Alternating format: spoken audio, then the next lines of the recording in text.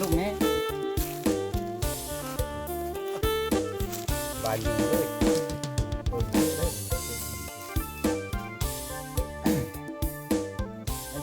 ลูกมะนาวบ่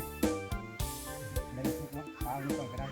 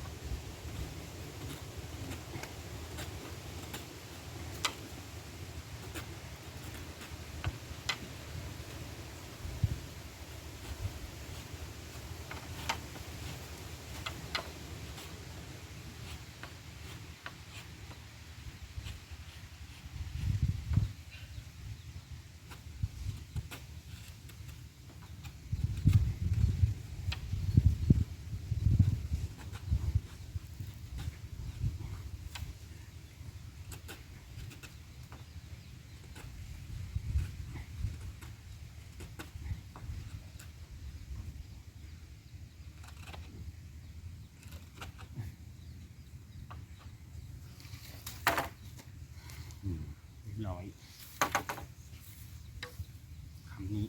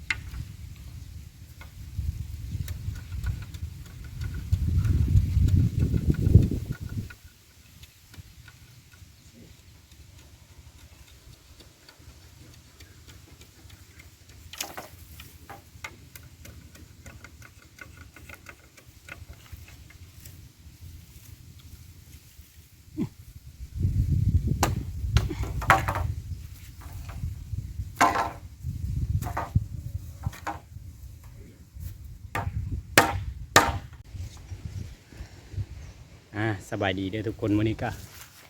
มาสิพาทุกคนไปแก้เฟืองเดี๋ยวมันแก้เฟืองมาไว้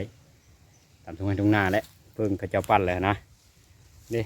อุปกรณ์ก็มีไม้ที่สีคำเฟืองขึ้นเด้อคำนั่นเลยไปเบื้องน้ำกันเลยเนาะรถก็เห็นหาวเรียบร้อย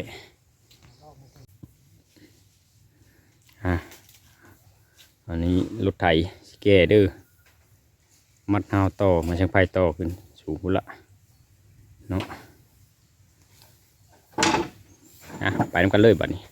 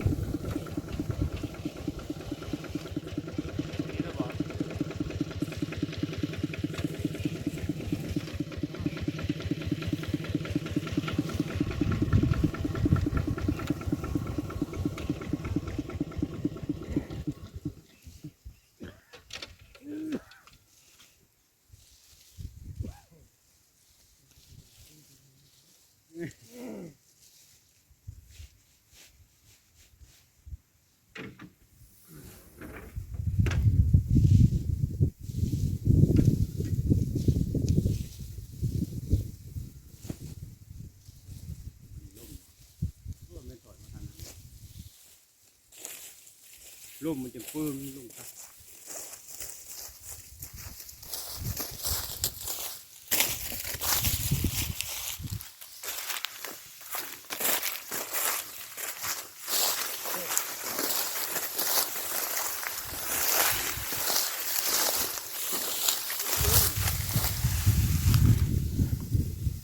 นี่วิธีในการใช้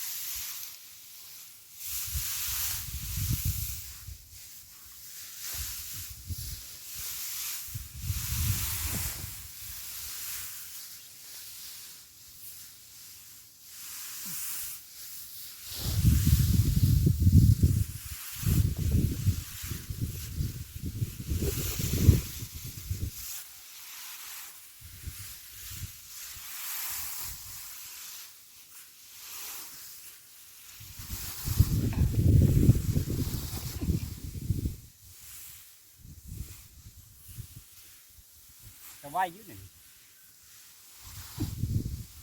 จะโกนขึ้นเจ้าเจ้อ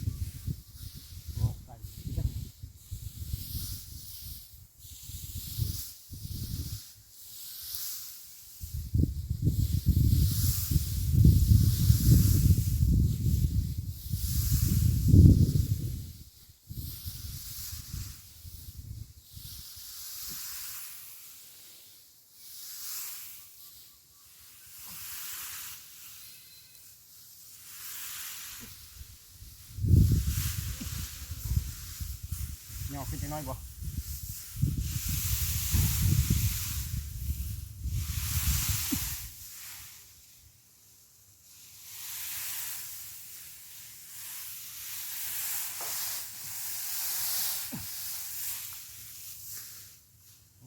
mới cứ gần nó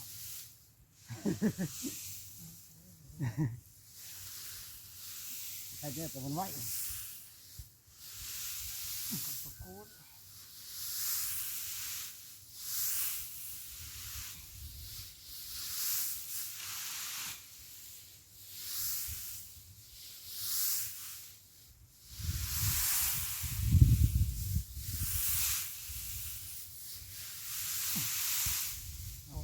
con một mũi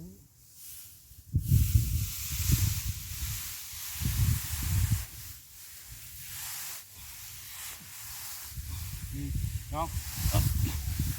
không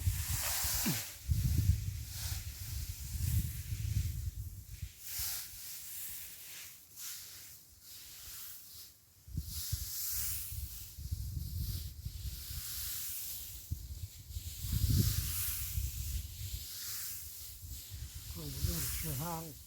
sau hết rồi dài chuyện còn hơn nữa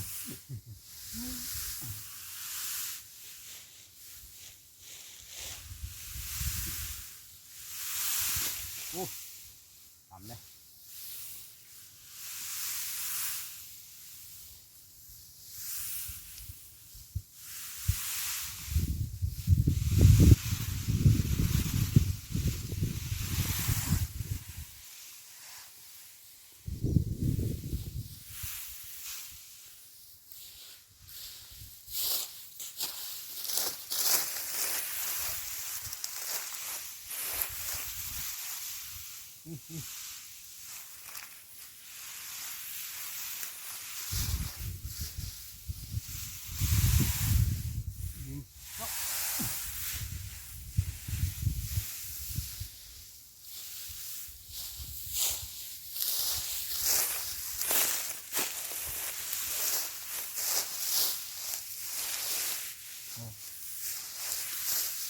còn lại đây thì gì nữa ô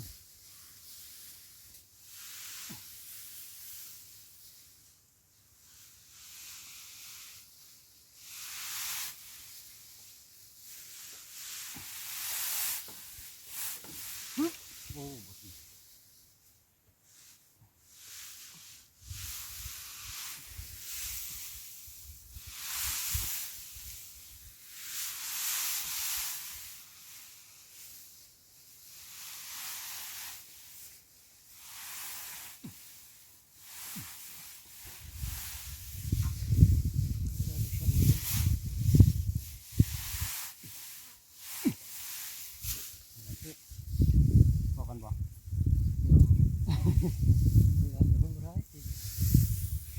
เลือกวันขนาดไว้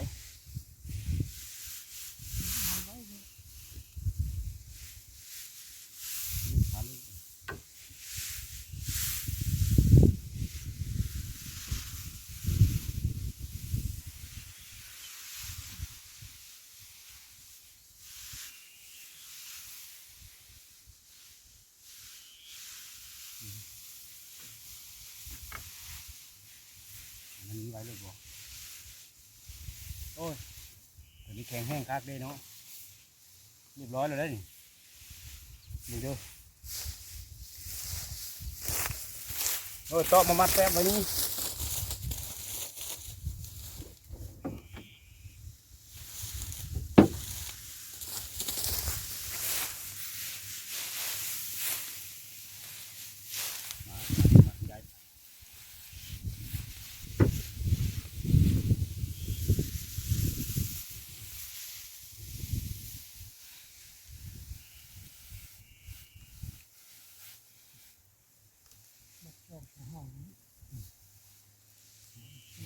แยกลงให้ผมเยอะ ถูกป่ะ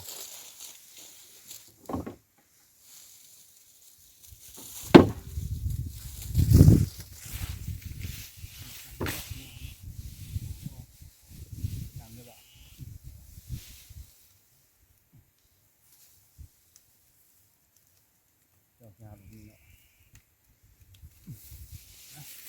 อยู่ละ นี่เป็นชื่อนั้น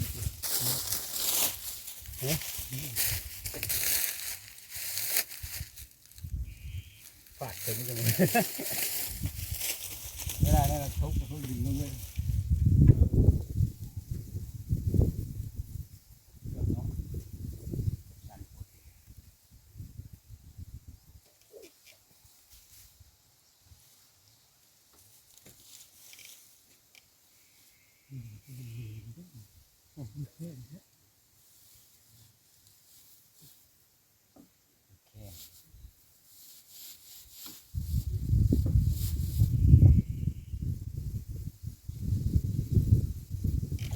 โอ้ใจแล้วเนาะ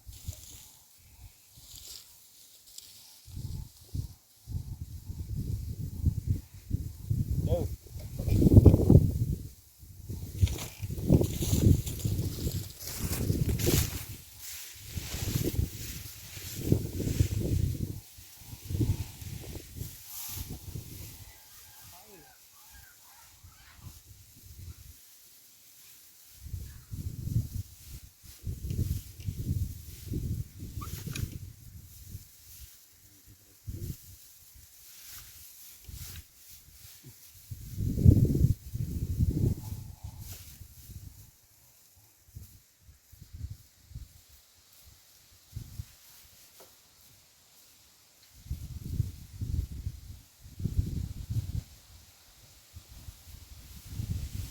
เนาะไปกลับไป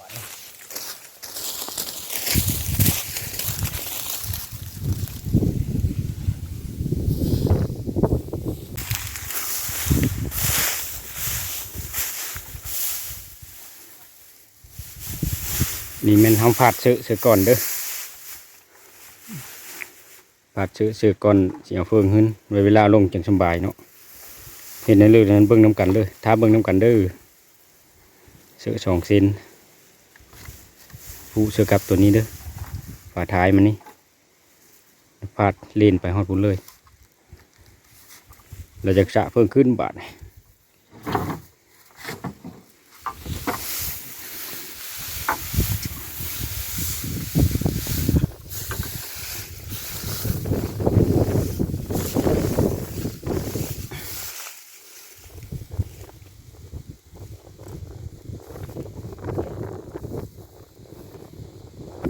เอาไปแค่พูดกิน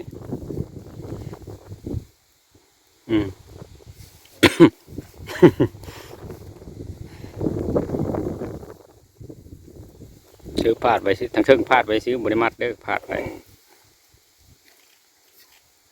บัดนี้เขาชาเพิ่งเงินเด้อบัดนี้เข่งรถ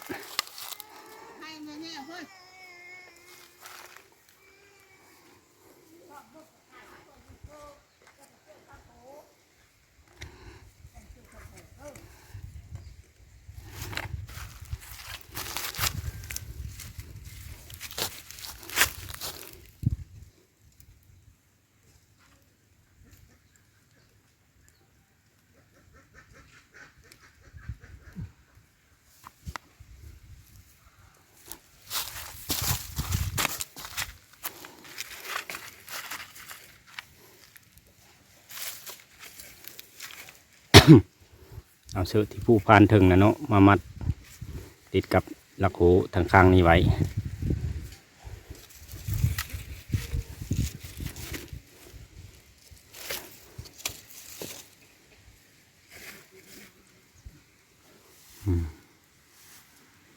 เสื้อ2 เซนมัดครึ่งไว้เข่งๆเนาะแล้วตีจากรถแล่นเอาไปบาทถ้าเบิ่งนำกันเด้อเป็นอะไร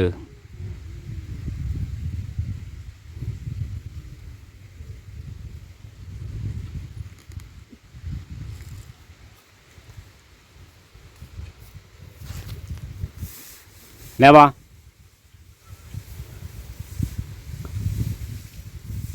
แน่นคักแล้วตีนะดึงเอาเส้นไม้ลื่นได้ไม้พัด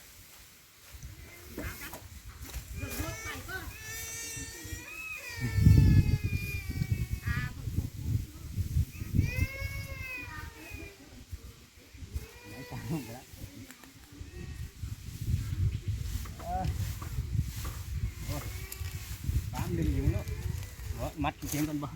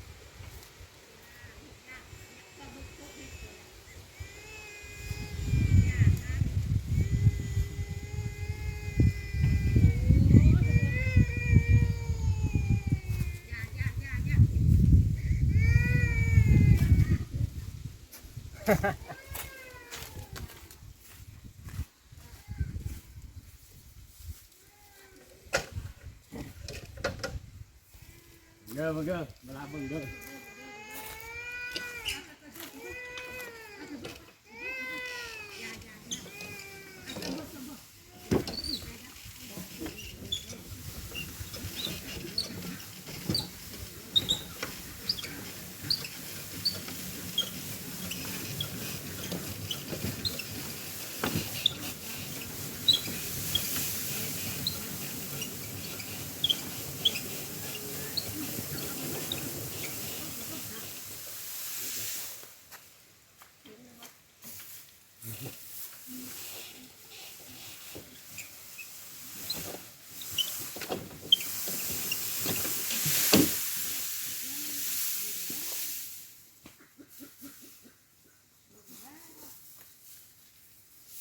เดี๋ยวใครก็ชะลูกนี้บายงูเลยเปิงเชอะเด้อเนี่ยมันเชอะดีเจ้ได้ชุกให้หนาวบ่ได้ชุกเนาะปลาอันนี้ก่อนก็ได้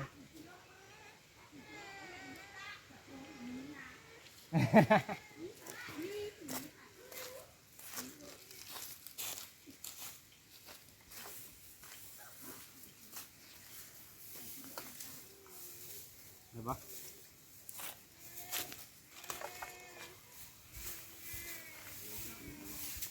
มีเชือกเนาะมันจะพูดให้มันแล้วจะลง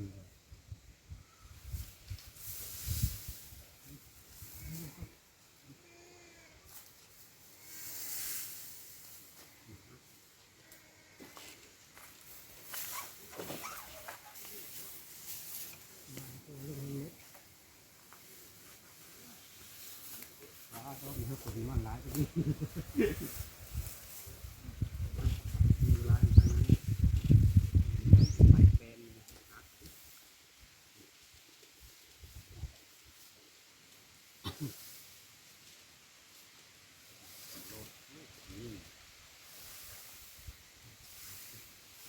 มันเจ็บปักมันคือน้อยนิด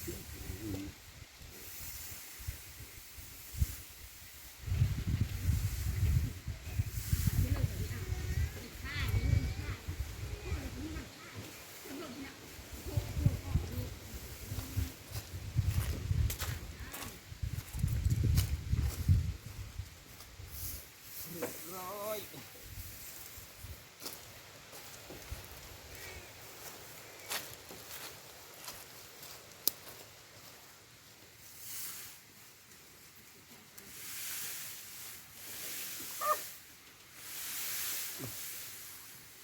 đi vào nó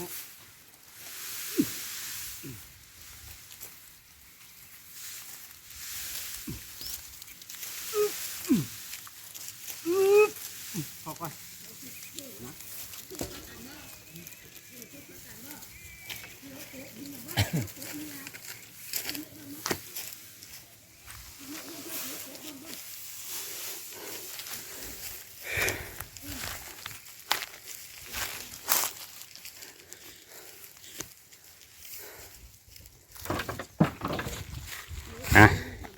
เอาลงเรียบร้อยไปเอารถไม้ต่อบัดวิธีเอาลงง่ายๆต้องมีแผนก่อนพี่น้องเลยซ้ำนี้